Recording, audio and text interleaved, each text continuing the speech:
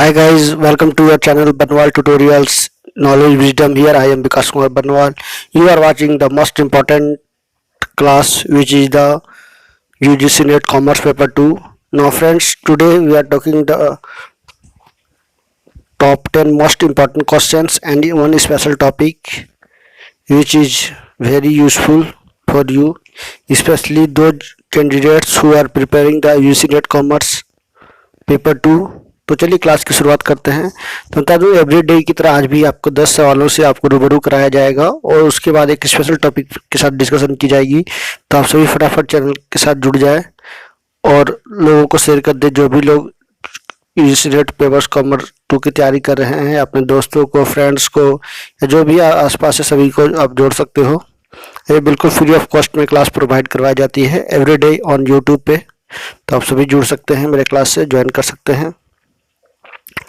तो चलिए आगे चलते हैं और बता दूं कि हाल ही में यूजीसी ने जो है एक नोटिफिकेशन भी जारी किया था, जिसमें कहा गया था कि एक विश्वविद्यालय में ग्रेजुएशन लेवल की जो एंट्रेंस एग्जाम शुरू होने वाली थी, इस बार उसको जो है पोस्टपोन कर दी गई है तत्काल रूप से। इसी साल शुरू होने वाली थी, लेकिन कोरोना काल को देखते हुए जो है इसको पोस्टपोन कर दिया गया है। तो चलिए आगे चलते हैं। तो फटाफट चैनल को सब्सक्राइब कर दी, लाइक कर दी, शेयर कर दी। यदि नए हो तो बेल आइकन प्रेस कर दी ताकि ऑल काइंड्स ऑफ नोटिफिकेशन सबसे पहले आपके पास सबसे तेजी से पहुंच सके। चलिए इसी बातों के साथ आगे बढ़ते हुए जानते हैं आज का पहला सवाल।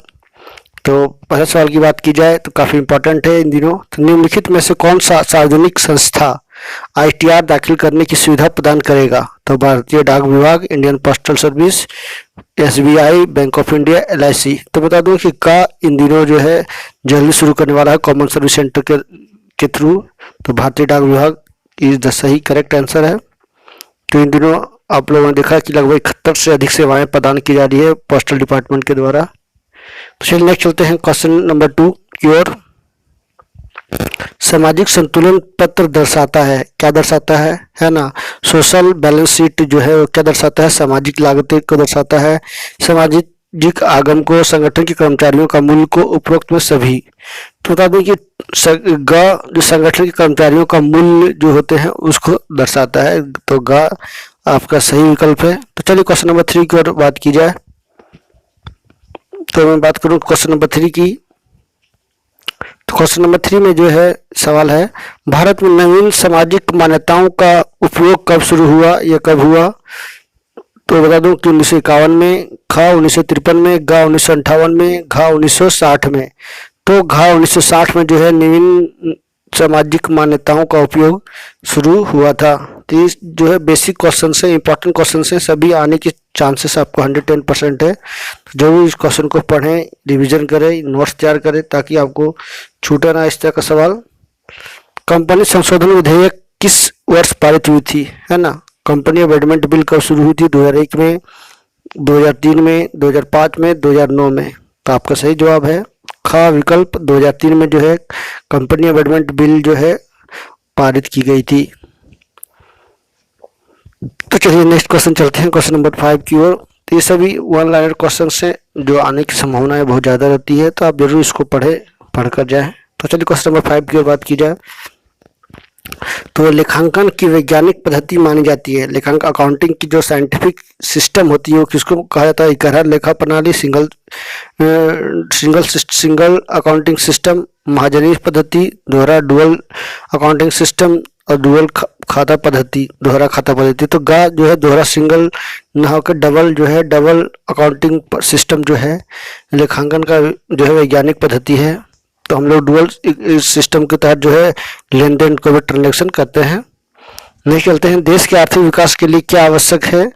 तो आयात प्रतिस्थापन, खा निर्यात संवर्धन, गा उपरोक्त दोनों और घा इनमें से कोई नहीं। तो ये आप लोगों को पता होना चाहिए कि आयात के प्रतिस्थापन और निर्यात संवर्धन दोनों होने चाहिए, यानी गा जो है उपरोक्त दोनों सही जवाब है। तो चलिए क्वेश्चन नंबर 7 की ओर चलते हैं। तो आर्थिक विकास के लिए दोनों पॉइंट्स होने बेहद जरूरी है। इकोनॉमिक डेवलपमेंट के लिए, इंडिया की इकोनॉमी के लिए, इंडिया का मिक्स्ड इकोनॉमी है। भारत में वित्तीय वर्ष 2020-21 में क्रिप्टो करेंसी की कीमत में कितने प्रतिशत की बढ़ोतरी देखी गई है? तो 50% की, 612% की, 350% की, 260% की। तो इन दिनों जो है क्रिप्टो करेंसी भारत सरकार जो सस्पेंशन बना कर रखी है, लेकिन मैं बता दूं कि खाद जो है सही विकल्प 612% की हुई है। तो काफ़ी बड़े पैमाने पर लोग जो है इसका इस्तेमाल करते हैं। सबसे ज़्यादा जो है अमेरिका के लोग करते हैं, लगभग 2,30,00,000। भारत की बात की जाए तो लगभग 1.5 करोड़। अब ब्रिटेन की बात किया तो लगभग 23 लाख लोग जो है करते हैं। चलिए नेक्स्ट क्वेश्चन चलते हैं। भारत में आर्थिक नियोजन के लिए वित्तीय संसाधनों का स्रोत है कराधान, विदेशी ऋण और सहायता, घाटे की वित्त व्यवस्था और खा विकल्प की बात की जाए तो उपरोक्त में सभी।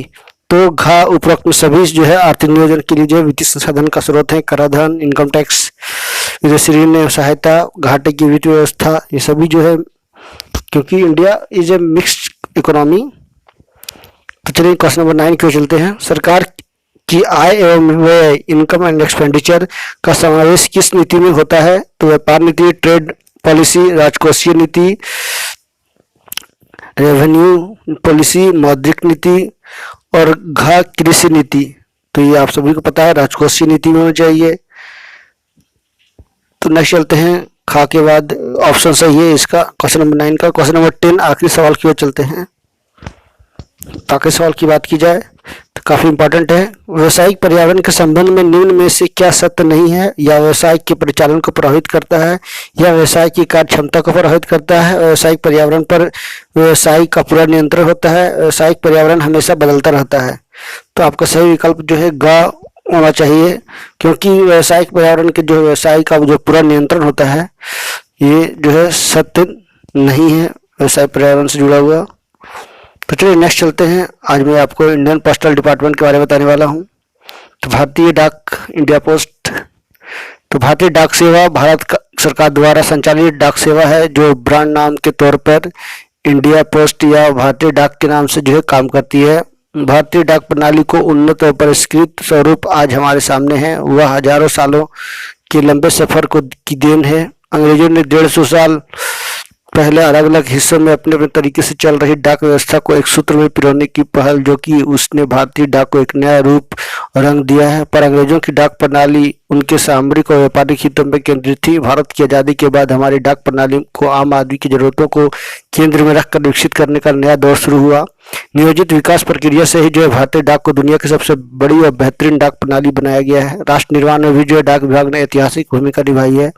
इसकी उपयोगिता लगातार बनी हुई है। आम आदमी डाकघरों और पोस्टमैन पर अगाध भरोसा करते हैं। तमाम उतार चढ़ाव के बावजूद इतना जन विश्वास कोई संस्था नहीं और अर्जित कर सकी है। यह स्थिति कुछ सालों में नहीं बनी है, इसके पीछे वर्षों का श्रम और सेवा छिपी हुई है। वर्तमान में बात की जाए तो भारतीय डाक विभाग लगभग 73 तरह की सेवाएं दे रहा है और जल्द ही जो है ITR दाखिल करने की सुविधा भी देगा, जो कि 2 दिन पहले ही इसकी घोषणा हो चुकी है कि जितने भी डाक विभाग इंडिया पोस्ट ऑफिस है, वहाँ पे कॉमन सर्विस सेंटर के तहत जो है इनकम टैक्स फाइल करने की सुविधा दी जाएगी। तो चलिए नेक्स्ट चलते हैं और इसके बारे में विस्तार से बात करूँ तो आज भारतीय डाक के नाम से प्रसिद्ध इस प्रणाली की शुरुआत 1 अक्टूबर 1854 को एक महानिदेशक के नियंत्रण वाले 701 डाकघरों के नेटवर्क से हुआ।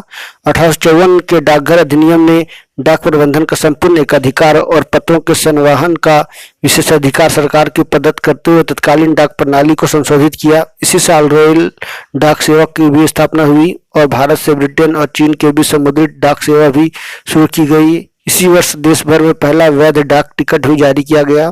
सामाजिक बदलाव को गति प्रदान करने की भूमिका निभाता हुआ वर्तमान भारतीय डाक परंपरा और आधुनिक का समावेश है। 1,55,000 से ज्यादा डाकघरों वाला यह तंत्र विश्व का सबसे बड़ा डाक प्रणाली है। तब 1,36,000 से अधिक जो है ग्रामीणों में जो है डाक सेवाएं या डाक ऑफिस है।